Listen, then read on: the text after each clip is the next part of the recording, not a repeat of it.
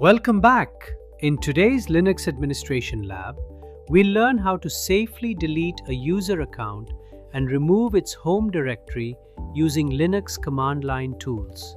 Let's get started.